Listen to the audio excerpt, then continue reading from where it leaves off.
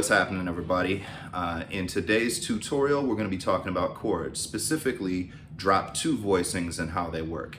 So to get started, I'm going to use a root position C major 7 chord. And all that means is I've got C on the bottom, then E, G, B. Or I can number them, just the numbers that they fall in the scale. C, E, G, B, 1, 3, 5, 7. Okay? So I've got this chord here, your standard C major 7 root position voicing with all of the notes in that order, C, E, G, B. And what I'm going to do here, I'm going to take the G, which is my open G string, and I'm going to move it down an octave to this G on the 3rd fret of the E string. Now I'm left with G, C, E, B, or 5, 1, 3, 7. Okay, now this is what we call a drop 2 voicing. I'm going to move this up to the next voicing. So in other words, the next arrangement of notes, I'm going to invert this chord. So G moves up to the next chord tone, which is B. 5 goes to 7, so G becomes B. Okay, C becomes E. E becomes G, 3 to 5. And 7 becomes 1, B becomes C. So I end up with B, E, G, C, or 7, 3, 5, 1. Okay, I move to the next one. B becomes C, E becomes G, G becomes B, that's right, C becomes E. So I end up with a chord that most of us probably know, a voicing C, G, B, E, or 1, 5, 7, 3, okay? So what have I just done? I've taken my C major 7 chord and I've played 3 different voicings that are inversions of each other. So I've taken these same notes and moved them so that they're arranged differently, but they're the same notes. And if I extrapolate this pattern, then I get 3, 7, 1, 5. That's a tough one. I can also play that up here, 3, 7, 1, 5. Okay, and that's a really fun voicing that I deal with quite a lot. Then you can move up to 5, 1, 3, 7, okay, which is just an octave above the chord that we started with, okay, same voicing, just an octave up. Then I repeat 7, 3, 5, 1, 1, 5, 7, 3, and then I can go up here, 3, 7, 1, 5, and then I've got 5, 1, 3, 7 again, okay? And if I use this as an exercise, I can get really good at these.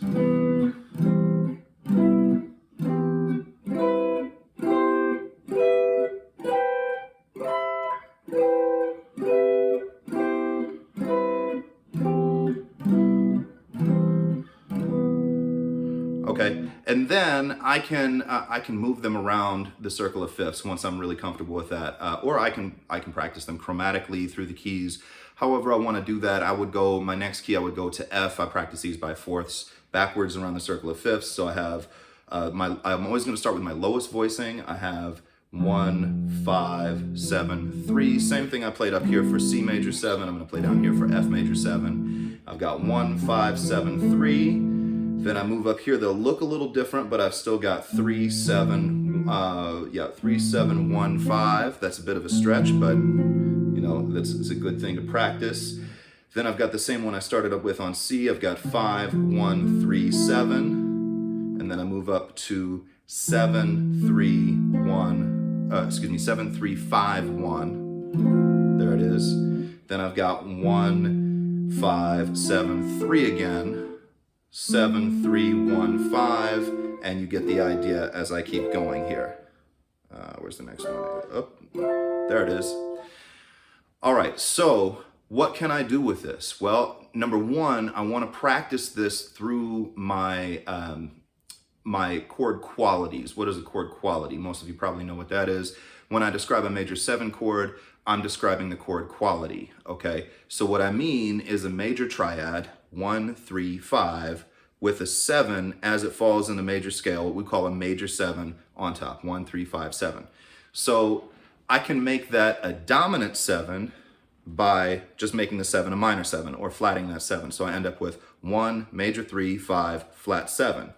And I can then extrapolate all of these things. Let's see, let's go back to C. So here's C major 7. I just take the B and I make it a B flat because B is the 7th note of the scale. And I play 5, 1, major 3, minor 7. All of a sudden I have a dominant chord. I have a 7th chord. Then I come up here, B becomes B flat, flat 7, major 3, 5, 1. That's a fun one. Then I've got one that we probably all know, 1, 5, flat 7, 3, but it's interesting, I'm not going to be playing the high 2 strings up here.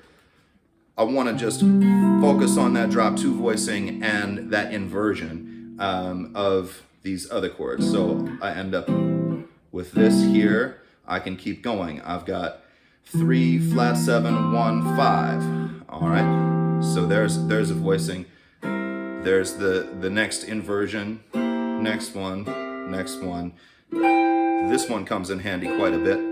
So you get the idea there. Then I can flat the 3. I end up with a minor 7, okay? So here's the major 3. I'm gonna flat that. There's my minor 7 chord, 5, 1, flat 3, flat 7, okay? I come up here, and this is a really interesting voicing, starting on the 7, flat 3, 5, 1, okay? So that is, in fact, a C minor 7 chord. And then this guy is like that. Can also play that up here. Kind of sounds major because the 3rd is in the bass, but if I put a C in the bass, it is a minor 7 chord. That's a cool one right there. I like that one. And I just keep inverting that. And one of the cool things I can do, I've actually written songs where I'm using a lot of these voicings. I play a lot of songs that I know and interject some of these voicings. It just kind of gives you a good place to go. Like if I'm playing this F major 7, I know I can also go here. I also know I can go here.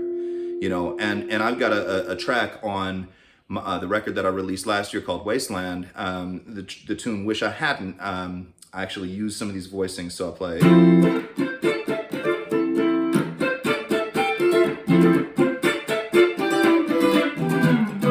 And all I'm doing there is I'm thinking about 2 chords. I'm thinking about F major 7 and E minor 7. Now, I could, of course, play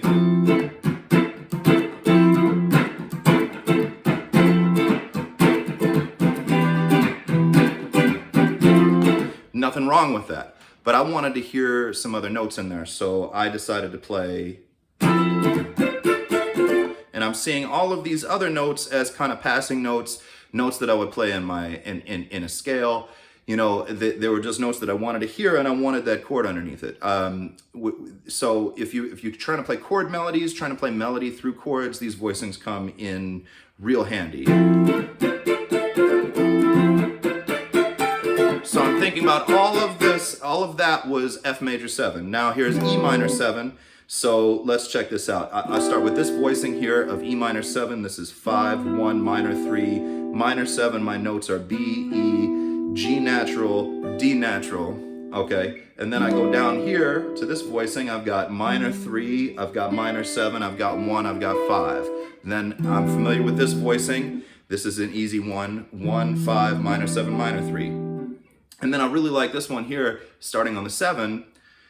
I get 7, what is that? 7, minor 3, sorry, minor 7, minor 3, 5, and 1. So I end up just going down these inversions. E minor 7, E minor 7, E minor 7, E minor 7.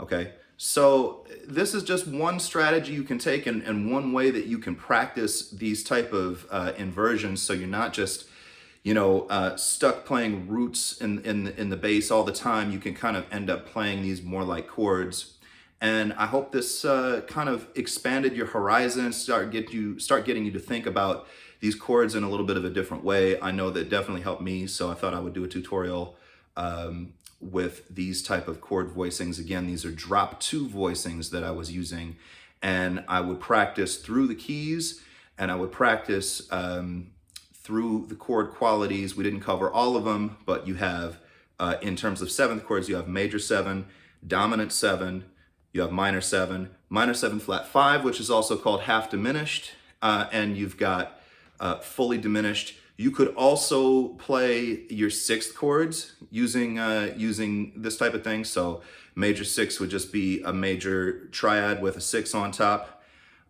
You could also play minor 6 chords. A minor 6 chord is with a minor 3rd and a major 6.